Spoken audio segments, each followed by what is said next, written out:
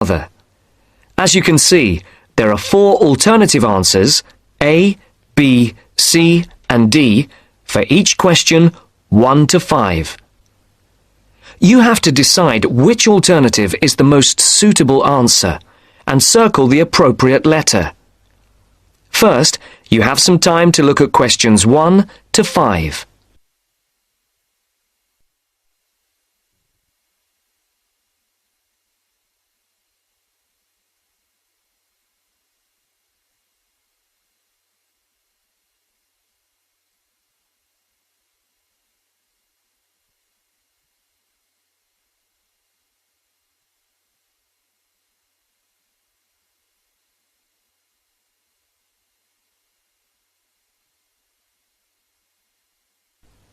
Now the test will begin. Remember, you will hear the recording only once, so answer the questions as you listen. Now listen to the first part of the conversation and answer questions 1 to 5.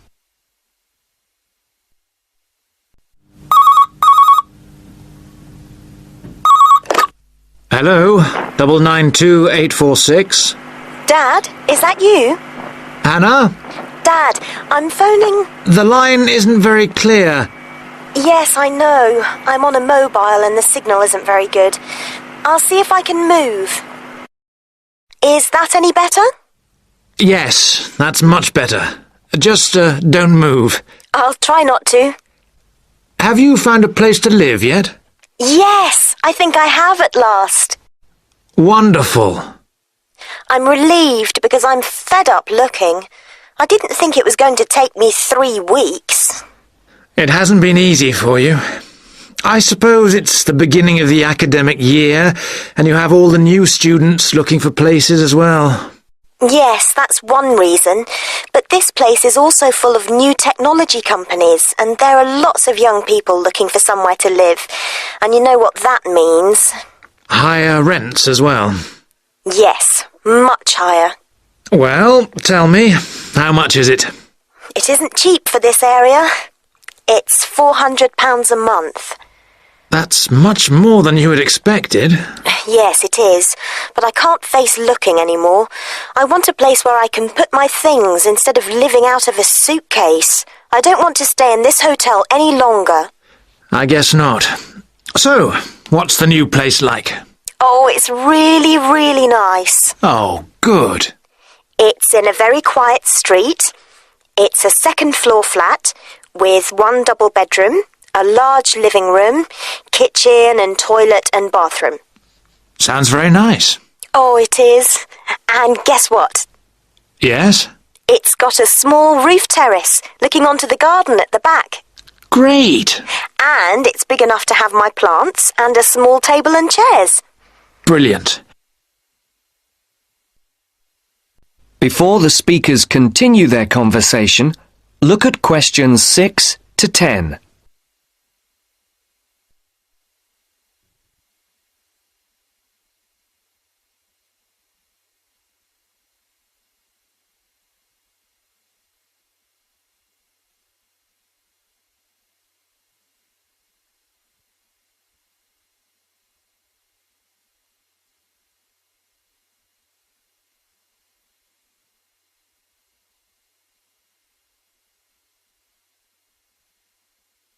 As you listen to the second part of the conversation, complete the numbered spaces 6 to 10. For questions 8 to 10, write no more than 3 words for each answer. Now, what's the address? It's 22B White Hart Road. 22E. No, 22B. B for banana. Right. And it's White Hart Road? Yes. And the postcode?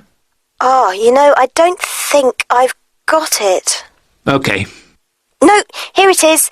It's EX15 9RJ. This line is bad. Is that EX50? No, it's EX15. OK. I don't think I know the road. It's a side road, but you do know the area because it's off Garrett Lane. Oh, right. Which end? The other end from the stadium? So, it won't be too noisy then? You can still hear it from here when there's a match on. When are we going to see you? Well, I was going to come down on Friday evening after work, and then we could bring my things by van on Saturday afternoon. I want to move all of my stuff out, to give you and Mum more space. We'll need to hire a van then. It's okay, I'll pay for it. No, don't worry. It'll be a gift from your mum and me. Oh, Dad, it's okay, No, I won't hear of it. We'll pay. All right, thanks, Dad. And if you're taking everything, we might need to hire a container lorry. Oh, Dad! I'm only joking. I know. I'll hire the van for the Saturday then. I can pick it up first thing in the morning. Right. And then return it in the evening. Are you sure you don't want to stay overnight? No, I'd best get back the same day. You know what your mum's like. She'll only worry. If I remember rightly, it's about 3 hours by road? Yes, roughly. Well, if we leave by lunchtime, we'll be there mid-afternoon. Okay. Then a couple of hours to unpack. Then? We could go to a nice restaurant round the corner. Definitely. My treat. You're on. But I'll have to be away by about 7:30-ish. Okay. Right then. Mum wants to have a word. I'll see you Friday. Bye, Dad. I'll hand you over to her. Bye.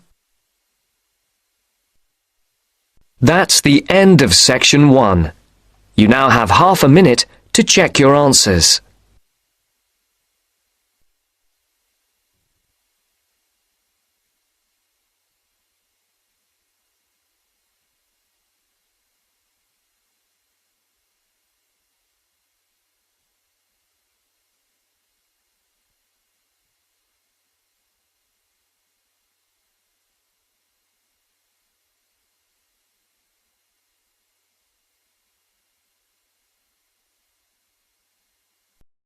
Section 2. You are going to hear a news broadcast about proposed developments in a local area and about a local college. First, look at questions 11 to 14.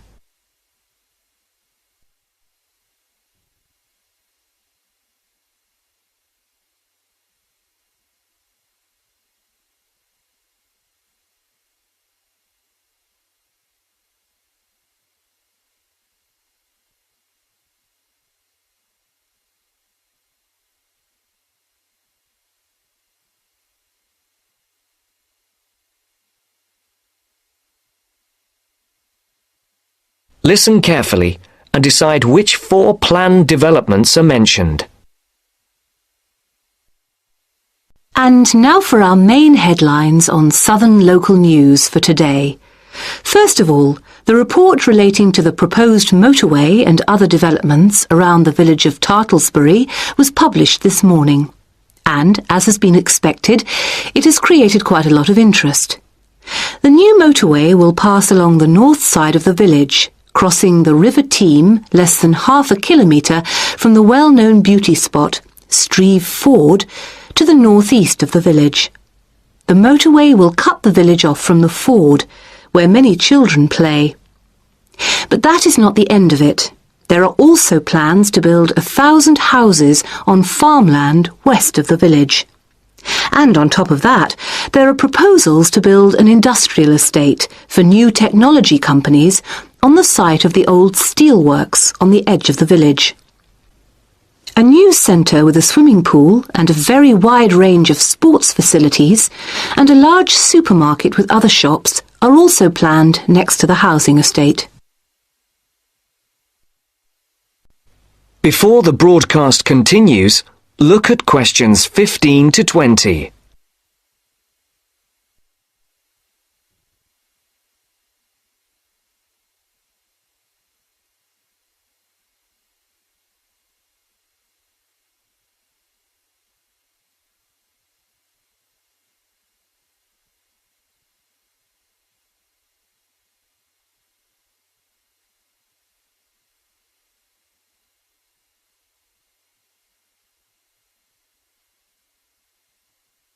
You will now listen to the second part of the talk.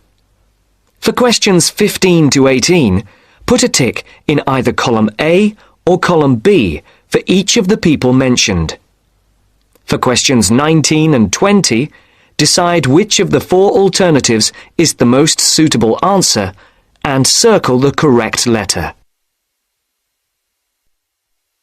Mr. Jones, a local farmer we spoke to early today, is strongly against the plans.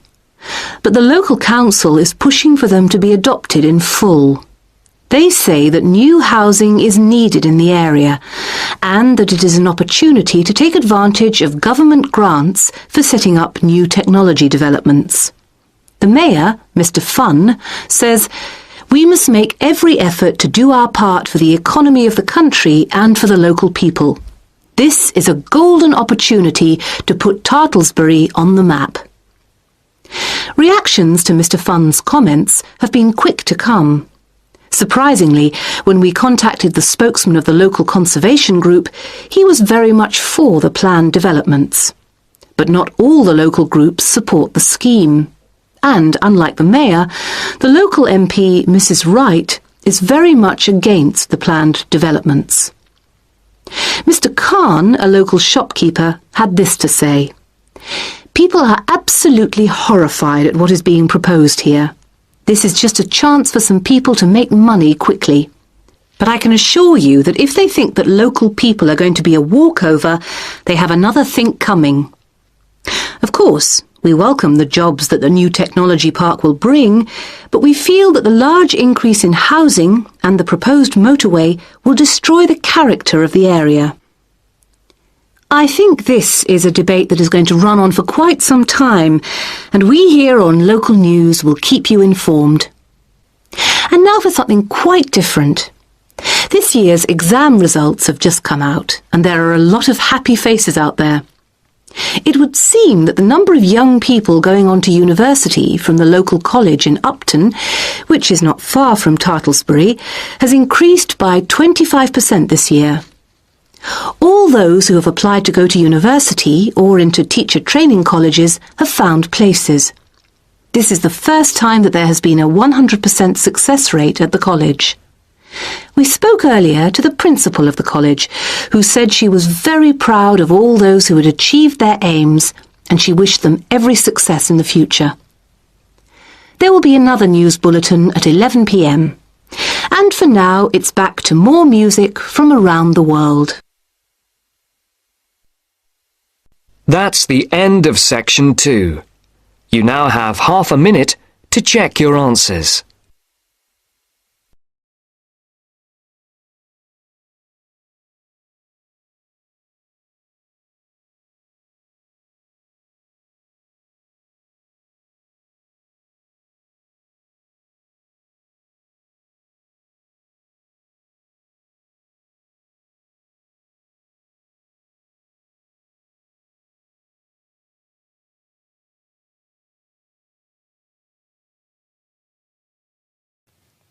Now turn to section 3.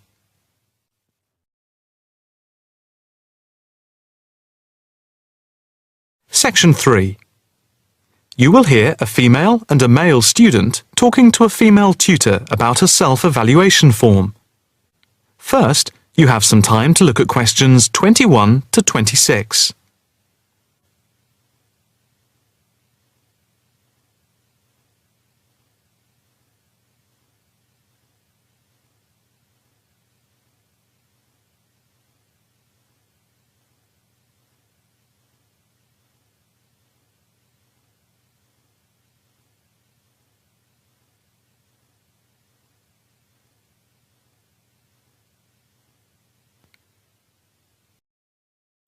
Now listen carefully and answer questions 21 to 26. Now, Mark and Anna, I have to say that I thoroughly enjoyed your joint presentation on the application of robotics in a non-industrial setting to the group on the 2nd of December, and it is clear that you have both devoted quite a lot of time and effort to it. Have you had a chance to fill in the self-evaluation form for the session? Yeah, we have. So, Mark, what do you think overall? Well, generally I felt the presentation worked very well. In fact, we seemed to hold the attention of the others throughout. And the pace of delivery was fairly even, as were the range of activities we organised. I agree with Mark, but I'm not sure we were comprehensive or academic enough. No comment, really, except that I don't think there was any question of it not being thorough. I think we were a bit too chatty and too jokey at times, rather than formal. OK, what do you think were the best areas? And which do you think can be improved on? Well, everything could have been improved on. I felt very good about the handouts. We'd spent a lot of time putting them together. They had a very professional appearance as we bound them into a booklet. To me, the handouts were the best part, as we had a very extensive bibliography and the booklet seemed to go down well. The booklet you did for the handouts certainly showed you had done a lot of work. But I think that you put too much material into it, and people got distracted by it. Perhaps you could have cut the handouts by about a third. I see. When I come to think about it, maybe you're right. OK. But there were times in the middle of the presentation where things did go a bit astray. I think that was my fault, when I got the PowerPoint slides out of sequence and I had difficulty getting back on track. I also think we rated our technical ability too highly, especially when operating under pressure. I had never done a presentation with technical equipment before, so it was a steep learning curve for me in particular. Yes, I think you could have done with a bit more practice with the equipment beforehand. Before you hear the rest of the conversation, you have some time to look at questions 27 to 30.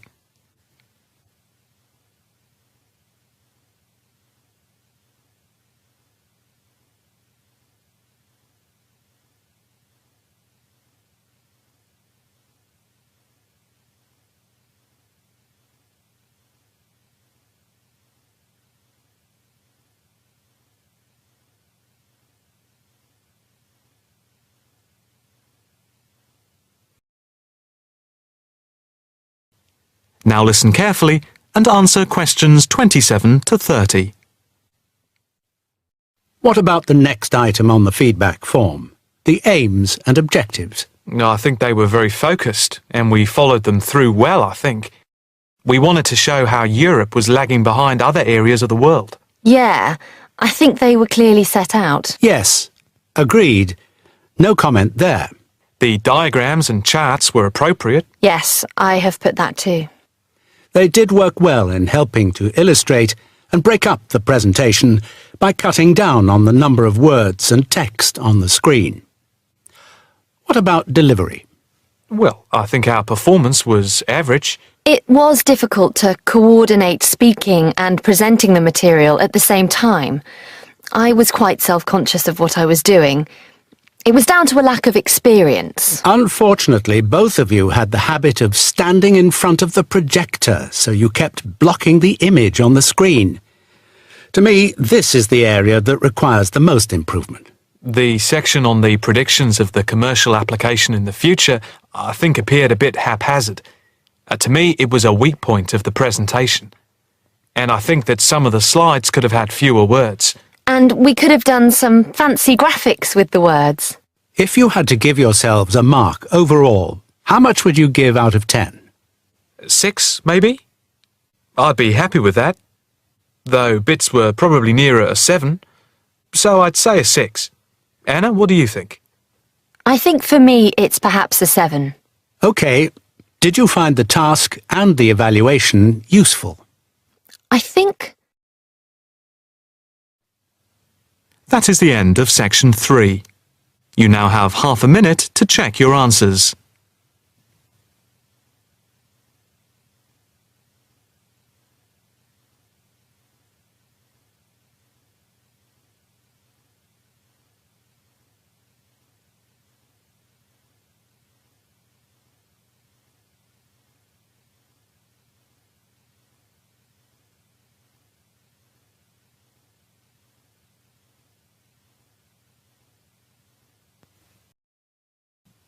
Now turn to section 4.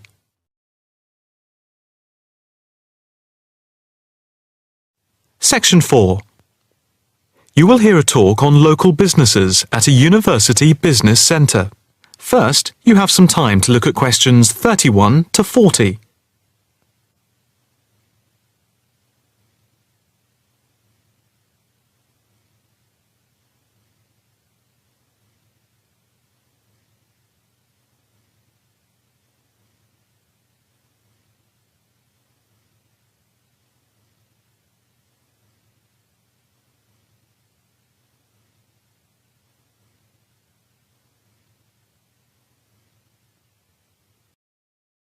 Now listen carefully and answer questions 31 to 40. The subject of this evening's talk at the North Bank Business Centre is local businesses in the area surrounding the university and the benefit they bring to the employment prospects of people in the local area, especially young people at the beginning of their career. We established the centre in response to approaches from several business people in the area who had wanted to start up new businesses, but who had not managed to find any help locally and did not know where to turn. Moreover, they had all, without exception, come up against enormous bureaucratic obstacles. We therefore invited them in as a group to meet the members of the department and the students. Stemming from that is the centre, which now focuses mainly but not exclusively on business startups. Just after the centre was set up, snapshot research conducted by the department over the telephone gave some startling results. The information about local businesses revealed that 3 out of every 10 local business startups that we could collect information on had failed within the first 6 months, and another 5 had gone within the year, leaving only 2. The most common reasons given for the business's closing were, first, high rents, which are 33% higher than the national average due to the area being very central. Second, lack of knowledge about grants, basically because of ignorance about how to access them. And thirdly, a lack of business support, because they did not know where to obtain advice from. Since the centre came into existence 3 years ago, we have helped change this climate of failure. The current statistics show a remarkable turnaround in the fortunes of local businesses. And now, after a year, only 2 businesses close out of every 10, compared to 8 before the centre was set up.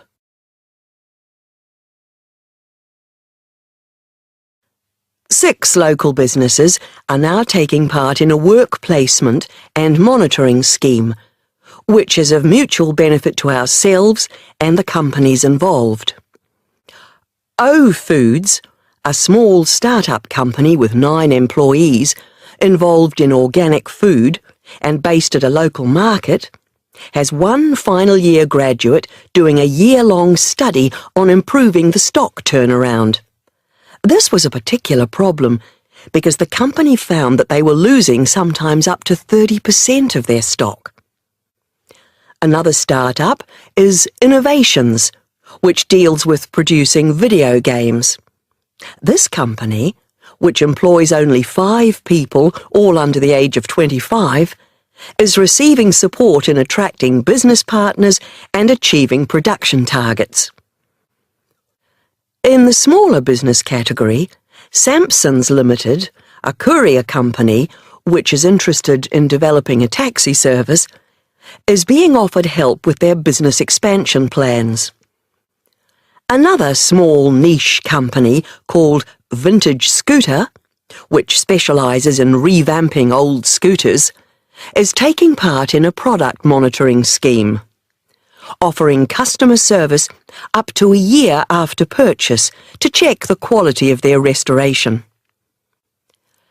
The first of the 2 medium-sized companies that the scheme is monitoring is Build Limited, which employs 47 people. A comparison of their products and services with other businesses in the area is being carried out by a researcher who is trying to support them in their efforts to extend the company's product range. The last company, Jones Systems, is perhaps the most interesting because it has been the victim of considerable personnel problems, which have been affecting the day-to-day operations of the company. And so, we are looking at conflict management and team building within the company.